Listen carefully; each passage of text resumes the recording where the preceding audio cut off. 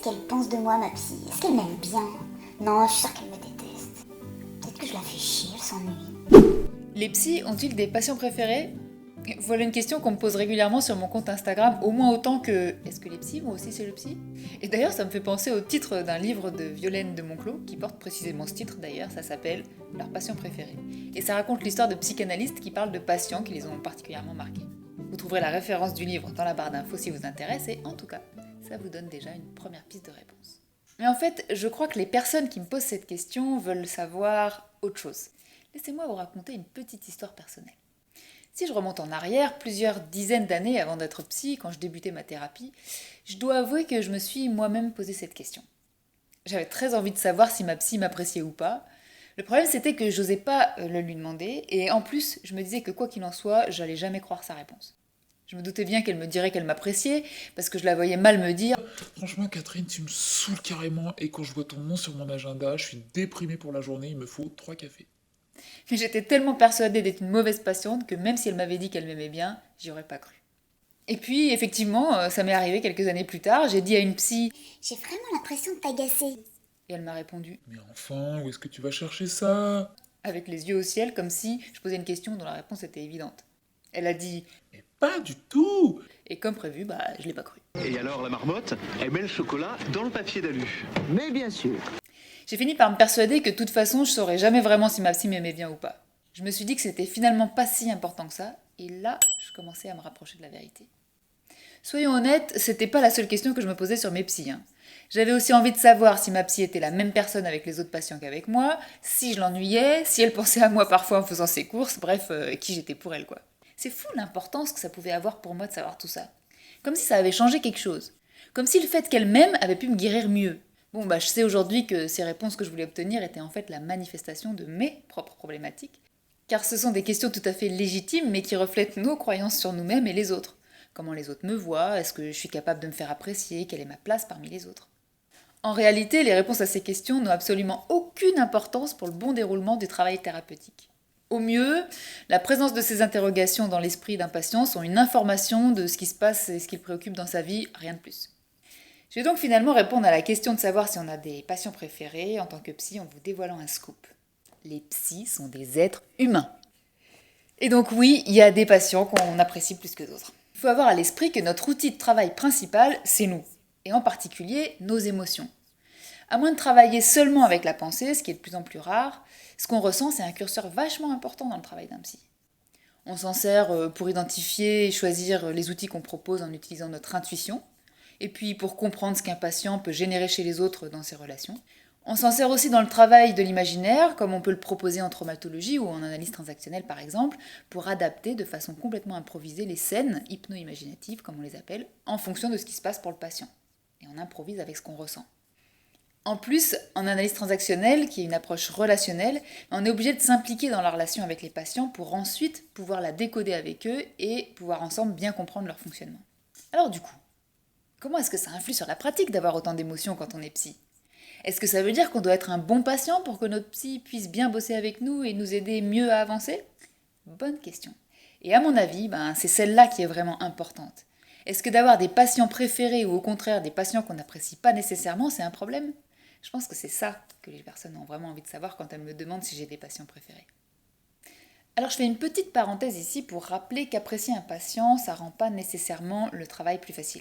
Les patients qui peuvent nous toucher plus que d'autres, ça va être parce qu'ils ont des traits de caractère qu'on apprécie particulièrement, par exemple. Ou bien parce qu'ils vivent des situations qui nous touchent spécifiquement, éventuellement parce qu'on les a vécues, ou bien qu'on les imagine très difficiles. Ça peut aussi être leur façon de raconter leurs événements qui est très intense. Puis parfois aussi, ils sont super sexy. Mais contrairement à ce qu'on pourrait croire, être touché par un patient, c'est pas nécessairement confortable pour nous. Si j'ai trop envie d'aller boire un verre avec un patient dont j'apprécie la personnalité, je me dois quand même d'être vachement vigilante à rester psy avec lui et non pas pote. Si je me sens très empathique avec un autre patient qui a vécu un événement similaire à quelque chose que j'ai rencontré moi-même dans ma vie, il faut aussi que je sois vachement attentive à ne pas calquer mes propres conclusions de ma situation sur la sienne, parce que ça n'a peut-être rien à voir, même si ça ressemble. Et puis si je suis captivée par la façon de parler d'une patiente, je dois rester concentrée sur ce qu'elle me dit, sans me laisser embarquer dans son récit, comme je le ferais dans un livre ou un film. Bon, donc, je reviens à ma question. Est-ce que c'est un problème d'avoir des patients préférés ? Et même d'ailleurs d'en avoir éventuellement qui nous agaceraient ou nous ennuieraient. Hein. Verdict, non! Bon alors attendez, juste je précise une chose cela dit. S'il y a vraiment un patient qu'on ne peut pas voir du tout, ou qui nous fait très peur, là il faut absolument le réorienter vers des confrères ou des consoeurs. Parce que si notre émotion est trop intense, on prend vraiment le risque que le patient la sente et ça serait vraiment problématique pour le travail.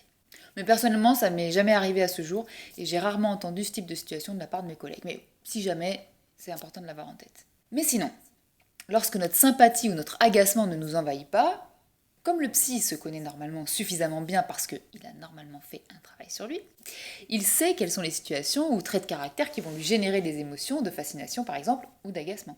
Et donc, il est très attentif à ces choses-là. Par conséquent, il ne montre pas son émotion, car cette peur ou cet agacement, ça n'appartient qu'à nous et ça n'a rien à faire dans le travail thérapeutique. Le patient ne se rend pas compte du coup de ce qui nous appartient émotionnellement et ça n'a donc pas d'impact sur le travail. Et on peut aider le patient de la même manière qu'on aide les autres. Pour approfondir là-dessus, vous pouvez vous référer par exemple à tous les articles et les livres qui traitent de la relation thérapeutique. Si vous voulez, je vous en mets quelques-uns dans la barre d'infos. Mais j'insiste, c'est aussi important d'être vigilant à notre élan de sympathie qu'à notre énervement. Parce que les deux sont susceptibles de faire en sorte qu'on aide ou qu'on accompagne moins bien nos patients. Par exemple, attendez, je vous raconte une petite chose. Je suis d'origine italienne et j'ai un grand-père qui, après 65 ans en France, a toujours un très bel accent italien quand il parle français. Il m'est arrivé d'avoir des patients d'origine italienne avec un accent similaire qui me rappelle ces bons moments en famille quand ils roulent les R. Eh bien, il m'a fallu être attentive à mon envie de papoter avec eux pour vraiment être concentrée sur leur problématique et ce que j'allais pouvoir leur proposer pour la résoudre. Donc vous voyez, qu'on vous aime bien ou qu'on vous aime moins, dans tous les cas, on doit rester vigilant. Et notre boulot, c'est de vous aider à mieux vous comprendre et trouver vos solutions, pas de vous apprécier en réalité. Souvent, un patient qui pense qu'on ne l'apprécie pas, comme j'ai décrit que ça avait été mon cas, en fait, il nous révèle ses propres jugements négatifs sur lui-même qu'il a projetés sur nous. Ou bien des critiques qu'il a reçues lui-même plus jeune et dont il pense que tout le monde continuera à les lui en faire. Donc ça nous donne des informations sur le patient. Et d'ailleurs, les patients le font aussi avec d'autres que nous, hein. Moi, avant, quand j'étais avec mes psys, je faisais ça aussi avec des personnes que je rencontrais, que ce soit dans mon milieu étudiant ou dans ma famille. C'était pas seulement avec ma psy. Donc c'était pas en lien avec cette relation-là. C'était juste en lien avec mon fonctionnement à moi. Mais par contre, en thérapie, nous, comme on est psy, on va pouvoir travailler à faire prendre conscience aux patients de ces questions, et puis à arrêter de s'en préoccuper trop en utilisant la plasticité cérébrale dont j'ai parlé dans ma dernière vidéo. Bref, vous l'aurez compris, la sympathie ou pas du psy pour son patient, on s'en fiche. C'est pas ce qui fait qu'on travaille bien avec un patient ou pas. Les seules émotions du psy qui sont utiles à la thérapie vont être celles qui viennent du contre-transfert. Mais là, on est dans un terme technique de psy que je vais pas développer ici. Ce sera peut-être l'objet d'une autre vidéo. Voilà, vous savez tout sur les émotions des psys. Si la psychologie de manière générale vous intéresse, vous pouvez vous abonner à la Lettre Psy, qui est une newsletter dans laquelle je vous partage chaque semaine des sujets psy. Vous pouvez également vous inscrire à l'atelier en ligne Comprendre et interpréter son héritage familial. Je vous mets ces liens en barre d'infos. Allez, je file à mes consultations. À bientôt.